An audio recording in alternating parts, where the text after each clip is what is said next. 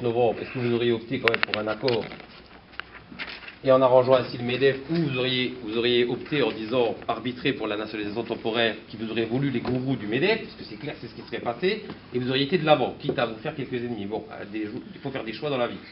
Ensuite, l'Europe. L'Europe aujourd'hui, nous on a des relations avec la FEM, les Belges à Liège sont dans une situation qui est catastrophique. Aujourd'hui, malheureusement, nous on a vu des gens de la Commission européenne à plusieurs reprises, on a vu des gens du Parlement européen à plusieurs reprises.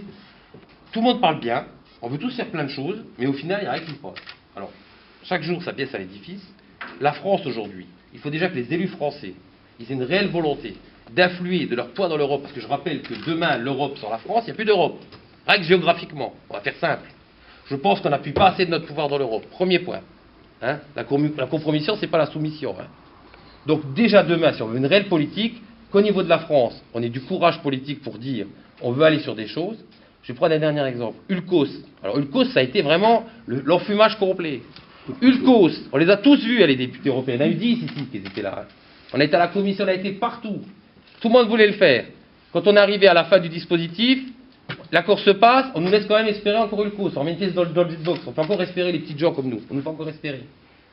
Ils retirent le dossier. On était seuls en liste. Là, on avait le financement. Les écologistes, beaucoup de gens de votre parti, des gens étaient prêts au niveau du conseil général, du conseil régional, à pousser le projet. Pourquoi? Derrière, il y avait des possibilités avec la méthanisation, des projets innovants, captage du CO. Les Allemands, ils sont à fond dedans. Nous, on fait rien. On fait rien. Parce qu'il n'y a pas une réelle volonté de le faire aujourd'hui. Donc, il faut qu'au lieu de là des mots, il faut des actes. Donc, demain, il faut réellement que les politiques, ils disent, nous, on arrête les discours, on veut des actes. Donc nous, on jugera les gens aux actes, pour tous les partis qu'on a dit. Aujourd'hui, demain, ce qu'on a besoin, c'est des gens plus volontaires. Vous avez vu aujourd'hui le climat dans la France? Le climat qu'il y a. Une déception en a amené une autre. Donc demain, c'est quoi? Il faudra que les extrêmes soient au pouvoir. C'est que vous dites aux médias que notre politique, elle est industrielle, qui est aujourd'hui et d'hier, elle est suicidaire. Elle est suicidaire. C'est ça qu'on attend de vous. Il faut une autre politique industrielle sur le territoire français. Elle passe par le maintien des outils de production, par les investissements. Florange doit vivre. Si Florange meurt, Dunkerque va mourir. Il faut un discours. C'est un discours républicain qu'on demande.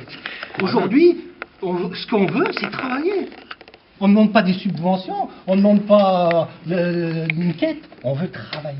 On veut que la Lorraine travaille. Si on parle de la production qu'on faisait ici à Florence, on continue à la faire sans nos fourneaux. On la mine toujours 2 millions, un peu plus de 2 millions de tonnes par an. Avant aussi, on faisait jusqu'à 2 millions, 2 millions en plus. Oui, mais on nous dit que c'est une usine du Moyen-Âge, mais c'est une usine ultra moderne. Moi, j'invite tout le monde, les médias, les politiciens, à venir visiter nos installations aujourd'hui. Vous verrez dans quels états ils sont nickel. Vous allez au fourneau, vous allez dans les pupitres de commande, dans la grande salle qui commande les 3 au fourneau, parce qu'il y en avait 3, vous tombez raide par terre.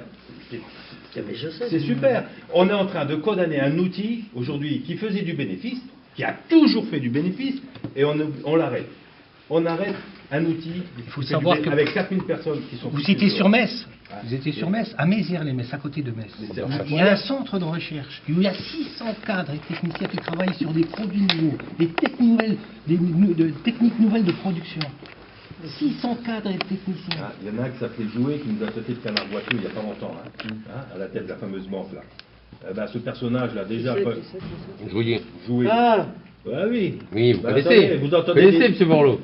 Si lui il pense ça, nous on pense que d'autres têtes là, au niveau de l'État ou des grandes têtes pensantes pensent la même chose. Ils n'ont pas quitté le quartier latin. Ouais, non mais... C'est pour ça, M. Borloo, il faut monter Attendez.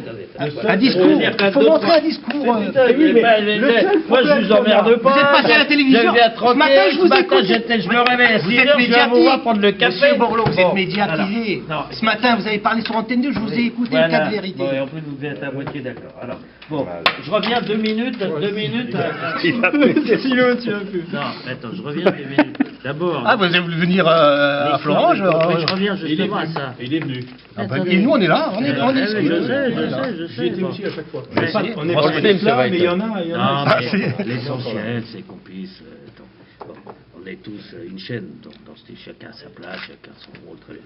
Bon, premièrement, c'est sur une cause. Ce truc, excusez-moi, je l'ai moi en travers de la gorge, pourquoi? Pour nous, c'est pas une priorité, M. Borloo. Non, mais d'accord, mais si on peut... La priorité, c'est le redémarrage du haut fond. J'aimerais qu'on prenne les problèmes, je ne les mets pas forcément dans le bon ordre, mais il se trouve que c'est bien qu'on les regarde tous, et il se trouve que vous m'en parlez.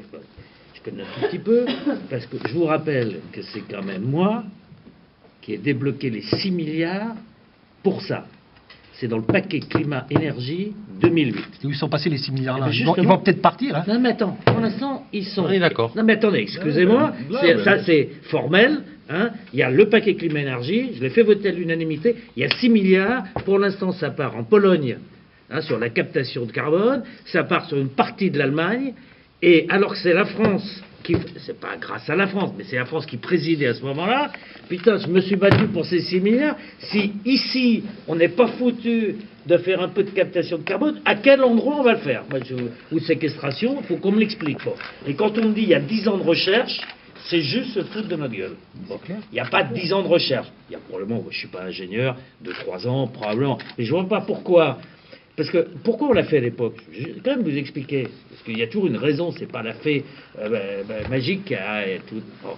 C'est parce que quand on a fait le paquet climat-énergie, donc réduction des émissions de CO2, les camarades polonais qui ont 600 ans de charbon sous les pattes, qui veulent plus passer par le grand fer russe, de dire, attends, t'es gentil, mais moi j'ai 600 ans d'indépendance à 3 fois moins cher que tes histoires, là.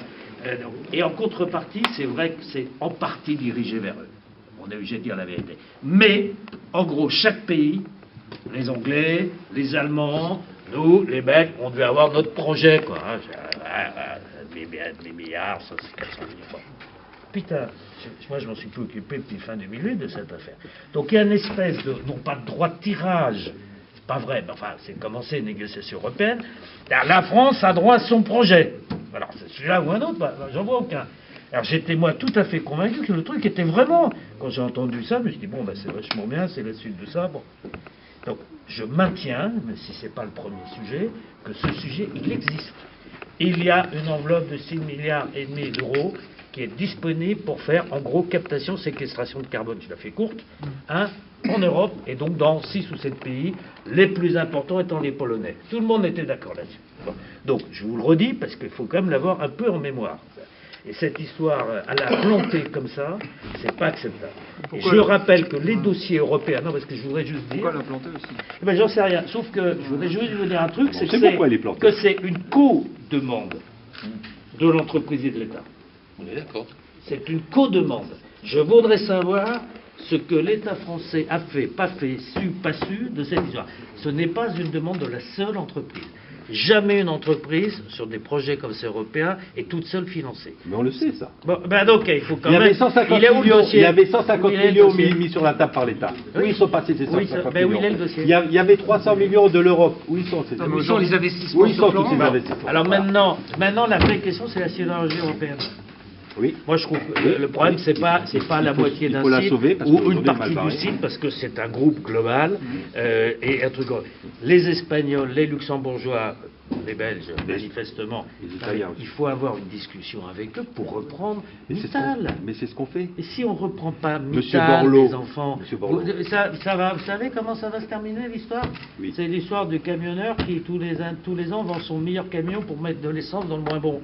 Ça va se terminer comme ça. Et puis en phénomène domino, y compris le fer blanc va se implanter.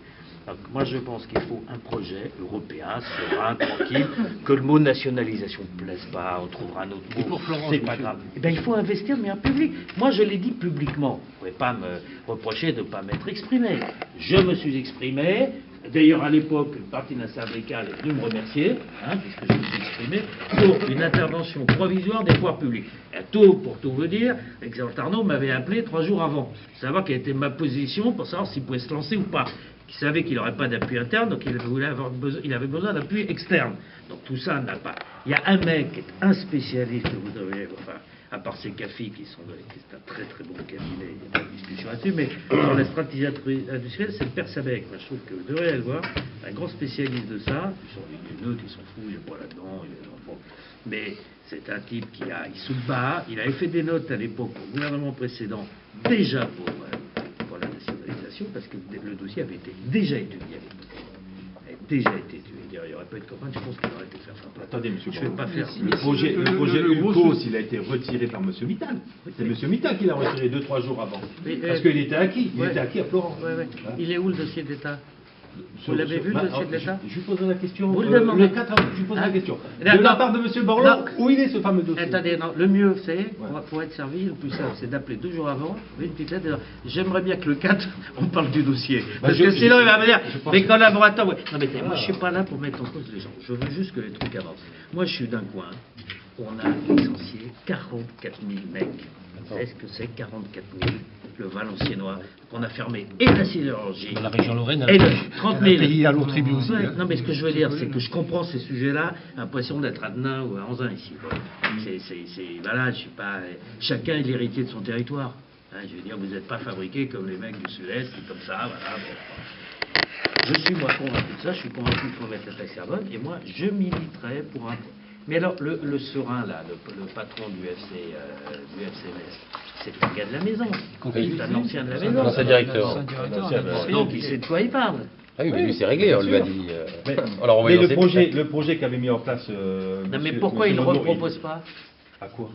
Mais parce qu'il travaille, pour Arcelor. essentiellement pour Arcelor. C'est lui Il va pas se casser les pattes, il il ne peut pas sortir du bois comme ça, sinon il est grillé, quoi. Ah oui. Il a une entreprise de 4000 Il est C'est déjà- pour ça que ça a été présenté comme un non. mec du foot, quoi. Hein, avec un... Aujourd'hui, il faut une intervention de l'État.